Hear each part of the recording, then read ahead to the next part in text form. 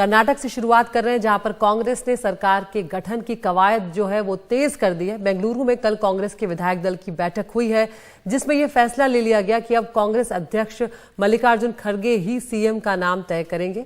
इस बीच आज डीके शिवकुमार सिद्धारमैया जो है वो दिल्ली पहुंच रहे हैं। कर्नाटक कांग्रेस के प्रभारी रणदीप सुरजेवाला और कांग्रेस के पर्यवेक्षक केसी वेणुगोपाल भी बेंगलुरु से दिल्ली पहुंच रहे हैं। कल इससे पहले बेंगलुरु के शांग्रीला होटल के बाहर डीके शिवकुमार और सिद्धारमैया दोनों के ही समर्थक बड़ी संख्या में जमा हुए और जबरदस्त नारेबाजी करते हुए नजर आए, जिसकी तस्वीरें भी आपके सामने हैं। डीके शिवकुमार और सिद्धारमैया समर्थकों के बीच पोस्टर वॉर भी देखने को मिला।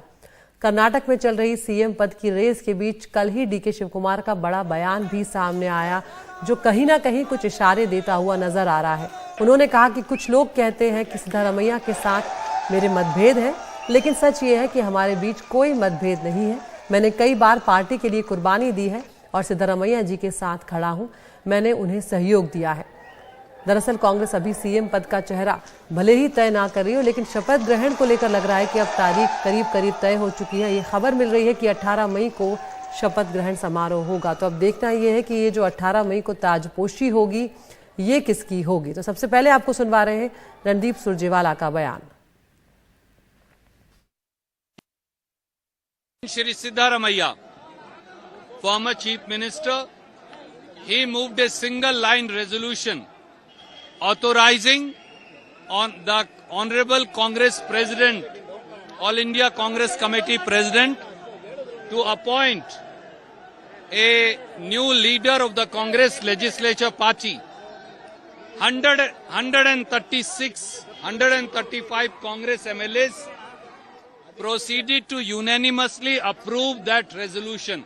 AICC President then instructed General Secretary Organization Shri K.C. Venugopal ji that the three senior observers, former Union Home Minister Sushil Kumar Shinde ji, Deepak Babaria ji and Jitendra Singh ji, they will take opinion of each legislator and convey it to Congress leadership.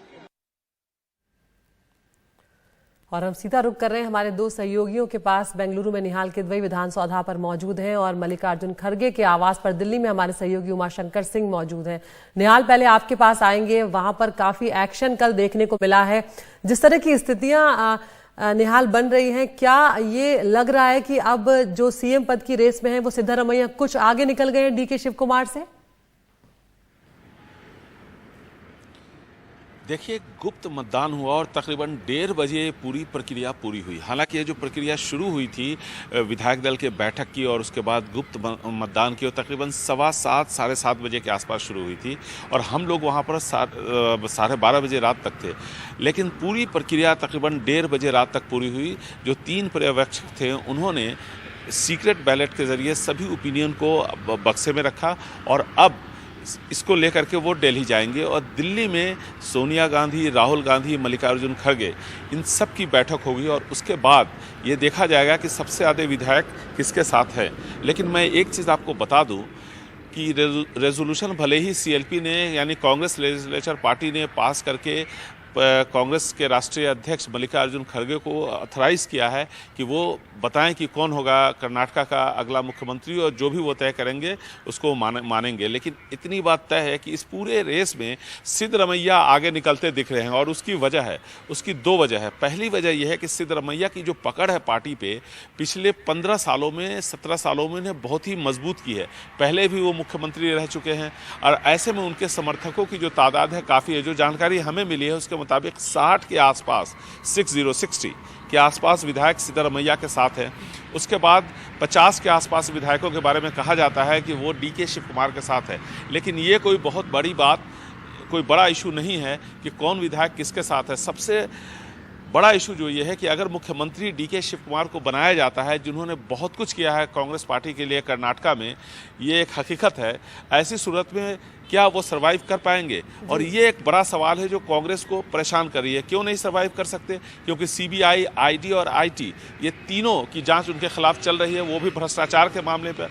और कर्नाटका में कांग्रेस जो इस बार जीती है, उसने जो पहला जो कैंपेन चलाया था पे सीएम का, जो लोगों के दिलों में बस गया और उसको बीजेपी फिर उसका जवाब नहीं दे पाई, यानी वो भ्रष्टाचार के खिलाफ था। और भ्रष्टाचार के आरोप से कि जिस व्यक्ति के खिलाफ जांच चल रही है उसको अगर आप मुख्यमंत्री बनाते हैं तो जाहिर है कि एक बड़ा प्रोटेस्ट कांग्रेस को लगता है कि पूरे देश भर में बीजेपी कर सकती है। और ऐसी सूरत में डीके शिव कुमार को ऐसा बताया जा रहा है, हालांकि आधिकारिक तौर पर इसकी कोई पुष्टि नहीं हुई है, कि पार्टी ने उनको भरोसे में लिया है और कहा है कि जैसे ये मामले खत्म हो जाएंगे उसके बाद उनको मुख्यमंत्री बना दिया जाएगा। तो पहले हो सकता है 2-2.5 सालों तक सिद्धरमैया मुख्यमंत्री रहे और उसके बाद डीके शिव कुमार। तो ये एक फॉर्मूला है, ये बात कही जा रही है। और एक बात और जो डीके शिव कुमार के खिलाफ जाती है और सिद्धरमैया के पक्ष में जाती है वो ये कि कल अचानक पिछले शनिवार को एक बैठक हुई ये तय करने के लिए कि सीबीआई का डायरेक्टर निदेशक कौन होगा, और कर्नाटका के जो डीजीपी आईजीपी हैं परवीन सूद, उनको चुना गया। कल नोटिफिकेशन भी हो गया, परवीन सूद को सीबीआई का डायरेक्टर बनाया जाएगा।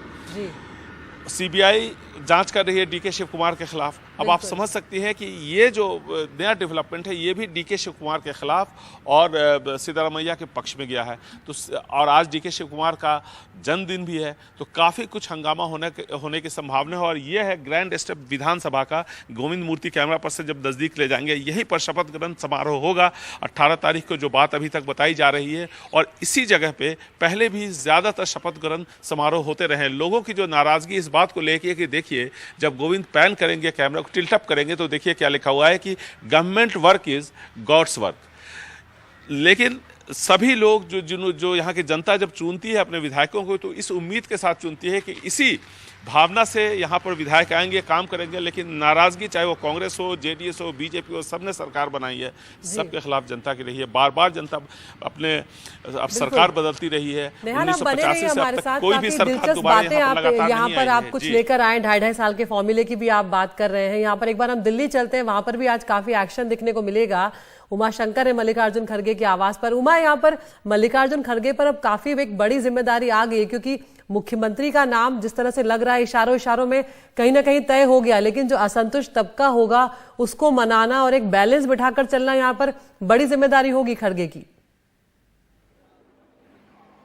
जी बिल्कुल, और यही वजह है कि इस पूरी कवायद को इस रूप में अंजाम दिया जा रहा है कि किसी को कुछ कहने का मौका ना मिले। और जिस तरह से निहाल ने बताया कि एक लंबी प्रक्रिया चली, पहले विधायक दल की बैठक हुई, उसमें एक लाइन का रेजोल्यूशन जो है वो पास हुआ, उसके बाद गुप्त मतदान के जरिए तमाम विधायकों की राय ली गई, और उसके बाद आज जो है वो दिल्ली में पहले तो जानकारी ये थी कि सुबह दोपहर तक 12-1 बजे तक आएंगे, लेकिन अब ये जानकारी आ रही है कि शायद शाम तक डीके शिव कुमार, सिद्धरमैया और बाकी तमाम जो लीडर्स हैं वो दिल्ली आएंगे और फिर यहाँ पर बैठक होगी। मल्लिकार्जुन खड़गे पार्टी प्रेसिडेंट जरूर हैं, लेकिन ये भी एक कंसल्टेशन करेंगे सोनिया गांधी और राहुल गांधी के साथ। जो फैक्टर निहाल गिना रहे थे वो तमाम फैक्टर अपनी जगह हैं, लेकिन एक मामला तो है जो कि फंसा हुआ और इसीलिए इतनी लंबी कवायद की जा रही है।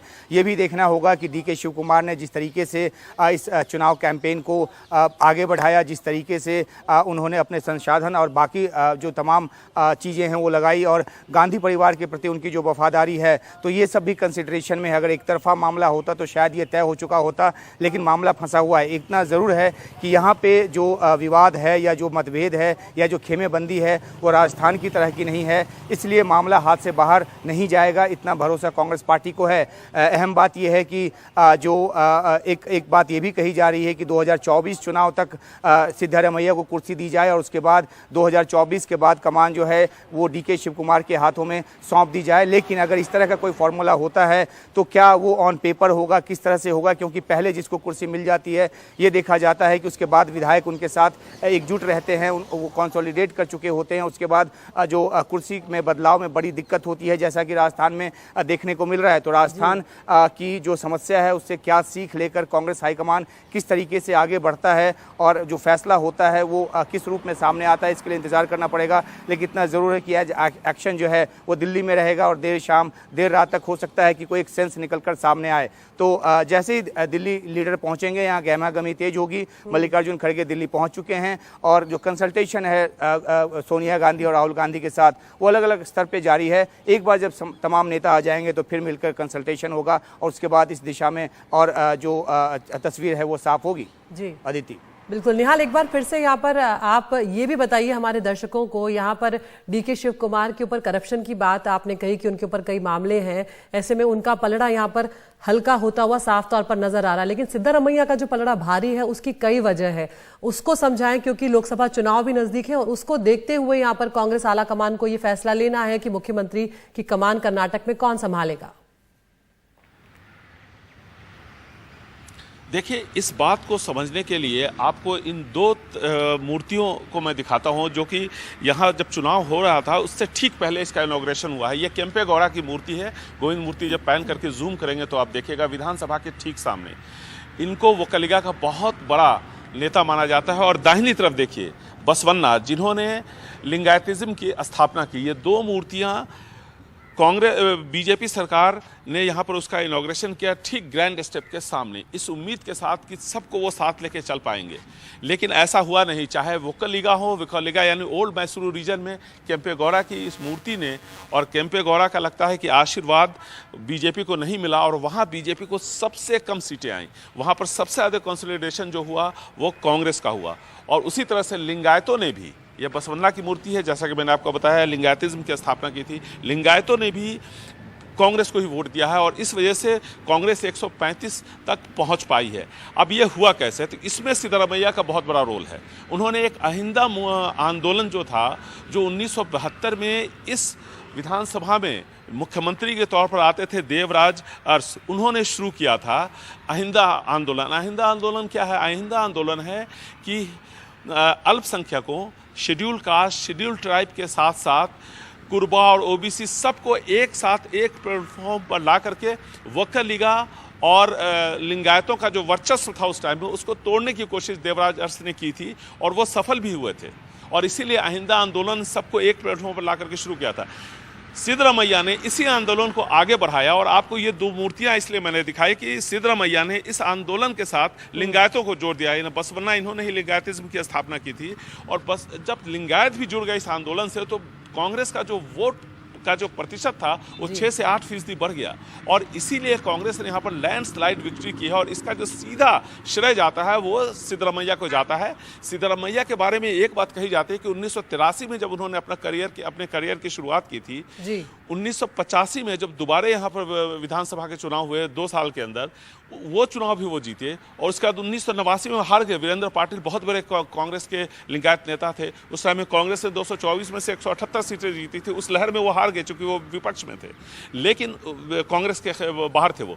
लेकिन उस वक्त भी उनको पार्टी में महासचिव का पद दिया गया था, जनता पार्टी ने दिया था। तो उनका जो पकड़ है, उनकी जो पहुंच है पार्टी को चलाने और सरकार चलाने का, उनका जो अनुभव है वो उनको एज दे रहा है यहाँ पे। जी, शुक्रिया निहाल और उमाशंकर, आप दोनों का विस्तार से इस पूरे मामले को समझाने के लिए।